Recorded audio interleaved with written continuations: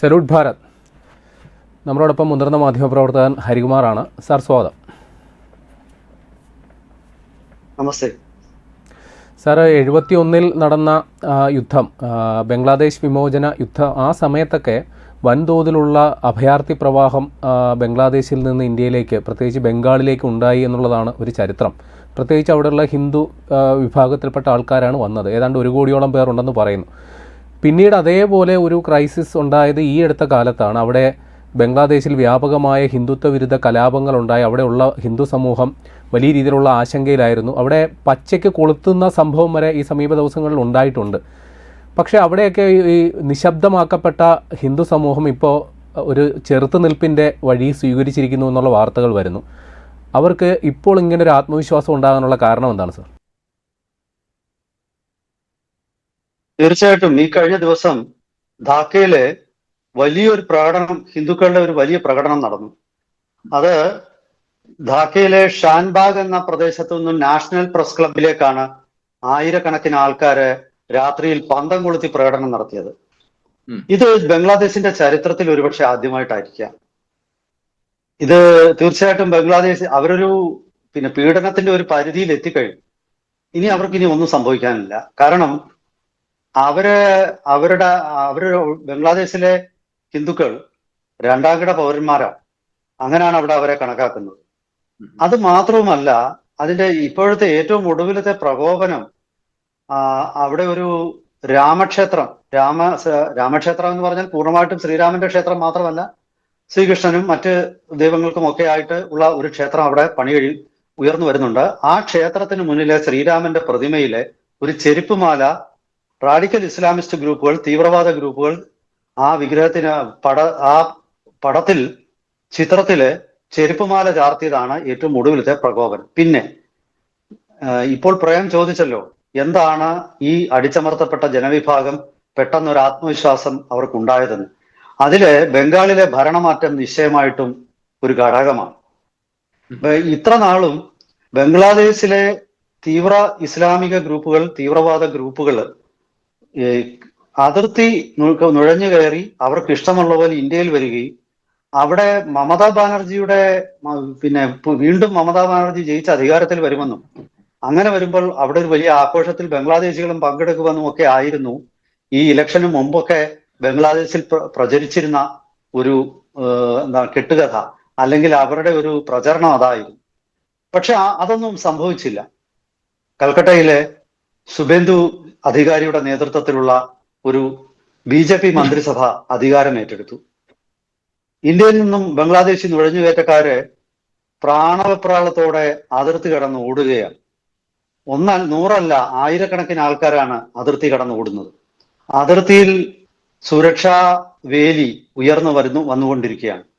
അതുപോലെ തന്നെ കർശനമായ നിലപാടിലേക്ക് BSF നീങ്ങുന്നു. ഈ കഴിഞ്ഞ ദിവസം മമതാ ബാനർജി പിരിച്ചുവിട്ടെന്നല്ല, മമതാ ബാനർജി പുതിയ റിക്രൂട്ട്മെന്റുകളെല്ലാം നിർത്തിയ ബംഗാളിന്റെ സ്വന്തം അർദ്ധസൈനിക വിഭാഗം, ഈസ്റ്റേൺ ബോർഡർ റൈഫിൾസ്, അത് പുനരുജ്ജീവിപ്പിക്കുകയാണ് സുബേന്ദു അധികാരി. അപ്പോ അവിടെ ദേശീയ സുരക്ഷയുമായിട്ട് ബന്ധപ്പെട്ട ഒരുപാട് നടപടികൾ സ്വീകരിക്കുന്നു. ഹിന്ദുക്കളായിട്ടുള്ള ആൾക്കാർക്ക് ഇതൊരു വലിയ പ്രചോദനമാണ്. അതായത് വേലിക്കിപ്പുറത്ത് പശ്ചിമ ബംഗാളിൽ മമതയ്ക്കെതിരെ പോരാടാനുള്ള ധൈര്യവും അതുപോലെ തന്നെ അതിനുള്ള ഒരു ആർജവും ഒക്കെ ബംഗാളിലെ സഹോദരങ്ങൾ കാണിക്കുമ്പോൾ ബംഗ്ലാദേശിലെ സഹോദരങ്ങൾക്ക് പിന്നോട്ട് പോകാൻ പറ്റില്ല. അതാണ് ഈ പുതിയ സംഭവ വികാസങ്ങൾ സൂചിപ്പിക്കുന്നത്. എന്തായാലും ശരി, ഇതൊരു വലിയ മുന്നേറ്റമായിട്ടാണ് അവിടെ വ്യാഖ്യാനിക്കപ്പെടുന്നത്.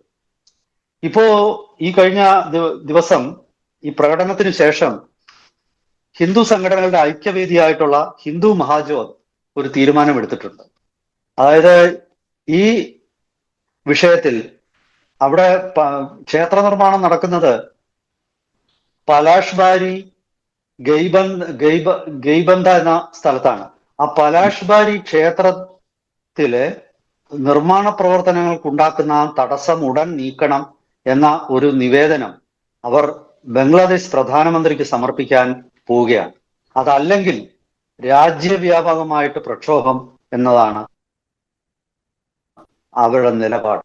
ഇതിൽ പിന്നോട്ട് പോകുന്നില്ല. ഹിന്ദുക്കളിലെ അടിച്ചമർത്തപ്പെട്ടവർക്ക് വേണ്ടിയൊക്കെയാണ് നിൽക്കുന്നതെന്ന്. പക്ഷെ നിങ്ങൾ മനസ്സിലാക്കേണ്ട ഒരു കാര്യം, ബംഗ്ലാദേശിലും പാകിസ്ഥാനിലുമുള്ള ഹിന്ദുക്കൾ ഏതാണ്ട് 95% ഈ പറയുന്ന ദളിത് വിഭാഗങ്ങളിലെ ഹിന്ദുക്കളാണ്. ആ ദളിത് വിഭാഗങ്ങളിലെ കാരണം മറ്റുള്ളവർക്കൊക്കെ കുറച്ചൊക്കെ സാമ്പത്തികമുള്ളവരൊക്കെ ഈ വിഭജന കാലഘട്ടത്തിൽ ഇന്ത്യയിലേക്ക് ഓടിപ്പോകും. ഒട്ടും സാമ്പത്തികമില്ലാത്തവർ, അതായത് ഇത്ര ദൂരം യാത്ര പോലും ചെയ്യാൻ ശേഷിയില്ലാത്ത പാവങ്ങളിൽ പാവങ്ങളായിട്ടുള്ള ദരിദ്രരായ ഹിന്ദുക്കളാണ് പാകിസ്ഥാനിലും ബംഗ്ലാദേശിലും ഒക്കെ അവശേഷിക്കുന്നത്. ഈ ബംഗ്ലാദേശിൽ മുഖ്യമായിട്ടുള്ളത് പട്ടികജാതി വിഭാഗമാണ്. ആ വിഭാഗം താക്കൂർമാരെന്ന് അറിയപ്പെടുന്ന അവരെ ഈ ബംഗാളിൽ ഇപ്രാവശ്യം BJP അധികാരത്തിൽ വരുന്നതിൽ വളരെ നിർണായകമായ പങ്കുവഹിച്ച ഒരു വിഭാഗമാണ്. അപ്പോ ഞാൻ പറഞ്ഞു വന്നത്, ഈ പറയുന്ന സാധാരണക്കാരിൽ സാധാരണക്കാരായ ആൾക്കാരാണ് അവിടെ ജീവിക്കുന്നത്. അവരെ സംബന്ധിച്ച് ഇനി നഷ്ടപ്പെടാനൊന്നുമില്ല. അവരിപ്പോ പോരാട്ടത്തിന്റെ വഴിയില്ല. ബംഗ്ലാദേശിലെ അത്ര കുറവൊന്നുമല്ല ഹിന്ദു ജനസംഖ്യ. മൊത്തം ബംഗ്ലാദേശ് ജനസംഖ്യയുടെ ഏതാണ്ട് 10% ഹിന്ദുക്കൾ ഇപ്പോഴുമുണ്ട്. ബംഗ്ലാദേശിലെ ഹിന്ദുക്കളുടെ എണ്ണം അപ്പം ബംഗ്ലാദേശിൽ മൊത്തമുള്ള ജനസംഖ്യയുടെ 10% എന്ന് പറയുമ്പോൾ ഏതാണ്ട് 1 കോടിയിലധികം ഹിന്ദുക്കൾ ഇന്നും ഇപ്പോഴും ബംഗ്ലാദേശിലുണ്ട്. തീർച്ചയായിട്ടും അവരൊരു വലിയ ശക്തി തന്നെയാണ്. അത് അവർ തിരിച്ചറിയുന്നുമുണ്ട്. ഈ ധാക്ക പോലുള്ള പ്രദേശങ്ങൾ യഥാർത്ഥത്തിൽ അവിടെ ഹിന്ദുക്കളുടെ എണ്ണം വളരെ കുറവുള്ള സ്ഥലമാണ്. ഹിന്ദുക്കളുടെ എണ്ണം കുറച്ചുകൂടി വർദ്ധിച്ച് കൂടുതലുള്ള സ്ഥലങ്ങൾ ഈ ചിറ്റഗോങ് പോലുള്ള തുറമുഖ നഗരങ്ങളും അതുപോലുള്ള പ്രദേശങ്ങളാണ്. അപ്പോൾ അവിടേക്കും ഈ പ്രക്ഷോഭം വ്യാപിച്ചാൽ നിശ്ചയമായിട്ടും ബംഗ്ലാദേശിന് ഇക്കാര്യത്തിൽ ഒരു അനുകൂല നിലപാട് സ്വീകരിക്കേണ്ടി വരും. ബംഗ്ലാദേശ് സർക്കാർ ഈ ഒരു വിഷയത്തില് ഇടപെടും എന്ന് തന്നെയാണ് ഇപ്പോൾ എല്ലാവരും പ്രതീക്ഷിക്കുന്നത്. ഇതിൽ മറ്റൊരു വിഷയം, ബംഗ്ലാദേശിലെ തീവ്രവാദ സംഘടനകൾ അവിടുത്തെ ഹിന്ദുക്കളുടെ പല അവകാശങ്ങളും തടയാനുള്ള ശ്രമങ്ങൾ ഈ മുഹമ്മദ് യൂനസിന്റെ ഇടക്കാല സർക്കാർ അധികാരത്തിലിരുന്നപ്പോൾ നടത്തിയിരുന്നു. പുതിയ ക്ഷേത്രങ്ങൾ പണിയാൻ അവകാശമില്ല, ക്ഷേത്രങ്ങളിൽ പോകുന്നവരെ പല രീതിയിൽ തടസ്സപ്പെടുത്തും. അതുപോലെ ഹിന്ദുക്കളുടെ അധികം താമസിക്കുന്ന പ്രദേശങ്ങളിലെ ആശുപത്രികളെ, സ്കൂളുകളെ ഇവിടൊക്കെ ഫണ്ടിങ് നിർത്തുക. അങ്ങനെ നിരവധി പ്രതിലോമകരമായ നടപടികളുമായിട്ടാണ് ഈ ഇടക്കാല സർക്കാർ മുന്നോട്ട് നീങ്ങുക. പക്ഷേ പുതിയ സർക്കാർ, ബംഗ്ലാദേശ് നാഷണൽ പാർട്ടിയുടെ നേതൃത്വത്തിലുള്ള സർക്കാർ അധികാരത്തിൽ വന്നതിന് ശേഷം അവിടെ ചില മാറ്റങ്ങളൊക്കെ വന്നു തുടങ്ങിയിട്ടുണ്ട്. അവര് ഈ ഫണ്ടിങ്ങിന്റെ കാര്യത്തിലൊക്കെയുള്ള വിവേചനം അവർ കുറെയൊക്കെ മാറ്റിയെന്നാണ് വാർത്തകൾ സൂചിപ്പിക്കുന്നത്. പക്ഷെ അതേസമയം തന്നെ ഈ ബംഗ്ലാദേശ് നാഷണലിസ്റ്റ് പാർട്ടി എതിർക്കുന്ന അവിടുത്തെ ഈ NCP എന്ന് പറഞ്ഞ നാഷണൽ സിറ്റിസൺസ് പാർട്ടി, അത് തീവ്രവാദ വിഭാഗങ്ങൾക്ക് മേൽക്കൈയുള്ള പാർട്ടിയാണ്. അതുപോലെ ജമാഅത്തെ ഇസ്ലാമി, ഇവരൊക്കെ തന്നെ ബംഗ്ലാദേശ് സർക്കാരിനെ കൂടുതൽ സമ്മർദ്ദത്തിൽ ആഴ്ത്തിക്കൊണ്ട് ബംഗ്ലാദേശിലെ ഹിന്ദു വിരുദ്ധ നടപടികളുടെ ആ ഒരു ഗതിവേഗം നിലനിർത്താൻ ശ്രമിക്കുകയാണ്. മുൻ സർക്കാരായ മുഹമ്മദ് യൂനസിന്റെ സർക്കാർ തുടങ്ങിവെച്ച നടപടികൾ തിരിച്ചു കൊണ്ടുവരാനും അത് കൂടുതൽ ശക്തമായിട്ട് അത്തരം നടപടികൾ സ്വീകരിക്കാനുമുള്ള ഒരു ആവേശം അവർ കാണിക്കുന്നുണ്ട്. അങ്ങനെയുള്ള പ്രവർത്തനങ്ങളും അവർ നടത്തുന്നുണ്ട്. അപ്പോ ഇതിനെതിരെ അവിടെ വ്യാപകമായ പ്രതിഷേധം ഹിന്ദുക്കളുടെ ഭാഗത്തുനിന്നും ഉണ്ടാകുന്നുണ്ട്. ഇവിടെ നമ്മൾ ചിന്തിക്കേണ്ടത്, ഈ ബംഗ്ലാദേശിൽ നടക്കുന്ന ഇത്തരം വിധ്വംസക പ്രവർത്തനങ്ങൾ അത് തീർച്ചയായിട്ടും വിദേശ ഫണ്ടിങ്ങും വിദേശ സഹായത്തോടും കൂടിയാണ്. അധികാരത്തിൽ നിന്ന് പുറത്തുപോയ അവസരത്തിൽ ഷെയ്ഖ് ഹസീന ഒരു കാര്യം പറഞ്ഞു. അതായത് തന്നെ ചില പാശ്ചാത്യ ഏജന്റുമാർ സമീപിച്ചിരുന്നു. ബംഗ്ലാദേശിന്റെ ഭാഗമായ സെന്റ് മാർട്ടിൻസ് ഐലൻഡ് തങ്ങൾക്ക് വിട്ടുതന്നാൽ വീണ്ടും ഹസീനെ തുടരാൻ അനുവദിക്കാമെന്നും അവിടെയുള്ള ഹസീന വിരുദ്ധ ശക്തികളെ അടിച്ചമർത്താൻ സഹായിക്കാമെന്നുള്ള വാഗ്ദാനമായിട്ട് അവരെ സമീപിച്ചിരുന്നു. പക്ഷെ അവരതിന് വഴങ്ങിയില്ല. അതിന്റെ ഫലമായിട്ടാണ് അവിടെ ഈ അട്ടിമറി നടന്നത്. ഒരു ഭാഗത്ത് ചൈന, മറുഭാഗത്ത് അമേരിക്ക, പിന്നെ തുർക്കി പോലുള്ള രാജ്യങ്ങളും ബംഗ്ലാദേശിൽ ഇടപെടാൻ ശ്രമിക്കുന്നുണ്ട്. അതായത് ബംഗ്ലാദേശിന്റെ വളരെ ദുർബലമായ ഒരു സൈന്യമാണ്. പുറത്തുനിന്നുള്ള ആക്രമണങ്ങളെ പ്രതിരോധിക്കാൻ ബംഗ്ലാദേശിന് പരിമിതികളുണ്ട്. ഈ പരിമിതികള് മനസ്സിലാക്കിക്കൊണ്ട് അവരെ ചൂഷണം ചെയ്യുക എന്നൊരു നിലപാടാണ് വൻ ശക്തികളായിട്ടുള്ള അമേരിക്കയും ചൈനയും സ്വീകരിക്കുന്നത്. ഇവിടെ ഈ അടുത്ത കാലത്ത് ബംഗ്ലാദേശിന്റെ കോക്സ് ബസാർ എന്ന സ്ഥലത്ത് ഒരു സൈനിക താവളം നിർമ്മിക്കാനുള്ള വലിയ സമ്മർദ്ദമാണ് ഇപ്പോൾ ബംഗ്ലാദേശ് സർക്കാരിന്റെ മുകളിൽ അമേരിക്ക ചെലുത്തിക്കൊണ്ടിരിക്കുന്നത്. ഉം. ഇങ്ങനെ പല ഘടകങ്ങൾ അവിടെ നിൽക്കുമ്പോൾ യഥാർത്ഥത്തില് ഇതിന്റെ എല്ലാം ദുരിതം അനുഭവിക്കുന്ന അവിടുത്തെ ന്യൂനപക്ഷമായ ഹിന്ദുക്കളാണ്. കാരണം ബംഗ്ലാദേശിൽ കടുത്ത ക്ഷാമത്തിലേക്ക് അവിടെ നീങ്ങിക്കൊണ്ടിരിക്കുകയാണ്. ബംഗ്ലാദേശിന്റെ GDP വളർച്ച താഴോട്ട് പോയി. ബംഗ്ലാദേശിന്റെ കയറ്റുമതികളൊക്കെ കുറഞ്ഞു.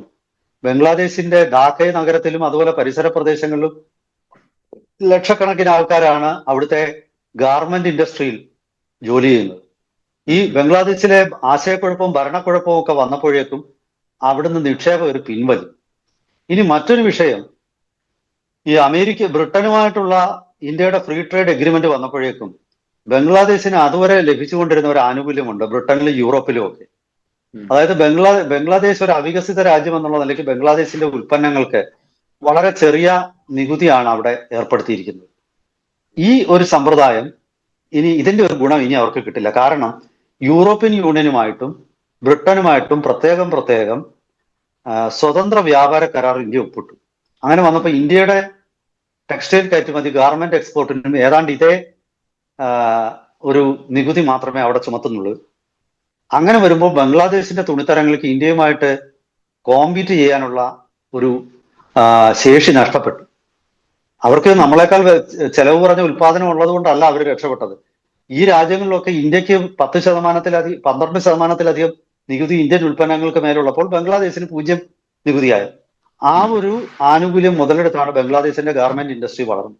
ഇപ്പൊ അവിടെ ആ പ്രതിസന്ധി ഇപ്പൊ ഇന്ത്യയുടെ മേലുള്ള നികുതി മാറ്റിയപ്പോൾ ഈ കുറഞ്ഞ വില ഇന്ത്യൻ തുണിത്തരങ്ങൾക്കായി. ഇതൊക്കെ തന്നെ ബംഗ്ലാദേശിന്റെ സാമ്പത്തിക സ്ഥിതിയെ ബാധിച്ചു. അവിടെ തൊഴിലില്ലായ്മ വർദ്ധിച്ചു. അപ്പോൾ ഇതിന്റെ എല്ലാ രോഷം ഈ ഹിന്ദുക്കളുടെ മേൽ തിരിച്ചുവിട്ടാണ് ഈ ഭരണവർഗം രക്ഷപ്പെട്ടു നിൽക്കുന്നത്. കാരണം അല്ലെങ്കിൽ അവിടെ അടുത്ത അട്ടിമറി ഉണ്ടാവും. ഇത് പിന്നെ ഏത് ഉത്സവം വന്നാലും ആര് വന്നാലും വീട്ടിൽ ഏത് അതിഥി വന്നാലും തല പോകുന്നത് കോഴിക്കാണ് എന്ന് പറയുന്ന ഒരു സ്ഥിതിയാണ്.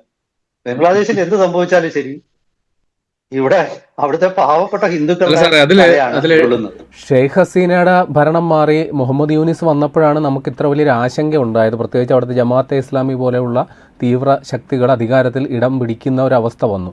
പക്ഷേ താരിഖ് റഹ്മാൻ വന്നപ്പോൾ നമ്മൾ വലിയ പ്രതീക്ഷയായിരുന്നു, വലിയ നയതന്ത്ര ബന്ധമൊക്കെ സുഗമമാകും എന്നുള്ളൊരു പ്രതീക്ഷയിലായിരുന്നു. പക്ഷെ ആ പ്രതീക്ഷ വേണ്ട അല്ലേ? അത് എനിക്ക് തോന്നുന്നത് താരിഖ് റഹ്മാൻ കുറച്ച് വ്യത്യസ്തനാണ്. അദ്ദേഹം ഇന്ത്യയുമായിട്ടുള്ള നയതന്ത്ര ബന്ധത്തിന്റെ കാര്യത്തിലും മറ്റ് പല കാര്യത്തിലും അദ്ദേഹം മുൻ സർക്കാരിനെ അപേക്ഷിച്ച് വ്യത്യസ്ത നിലപാടാണ് സ്വീകരിച്ചിരിക്കുന്നത്. പക്ഷേ താരിഖ് റഹ്മാൻ തന്നെ ഒരുപാട് വെല്ലുവിളികളെ നേരിട്ടുകൊണ്ടിരിക്കുകയാണ്. ഈ ബംഗ്ലാദേശിലെ തീവ്രവാദ ഗ്രൂപ്പുകളെ നേരിടാനുള്ള ഒരു കരുത്ത് താരിഖ് റഹ്മാൻ ഉള്ളതായിട്ട് എനിക്ക് തോന്നുന്നില്ല. BNPക്ക് അത്ര വലിയ ഒരു ഗ്രൗണ്ട് ലെവൽ സപ്പോർട്ടില്ല. അവർ ഇലക്ഷനിൽ ജയിച്ചു എന്നുള്ളതേ ഉള്ളൂ. ഇപ്പോ പ്രേം ഉന്നയിച്ച സംശയം ഈ ഒരു സാഹചര്യത്തിൽ പ്രസക്തമാണ്.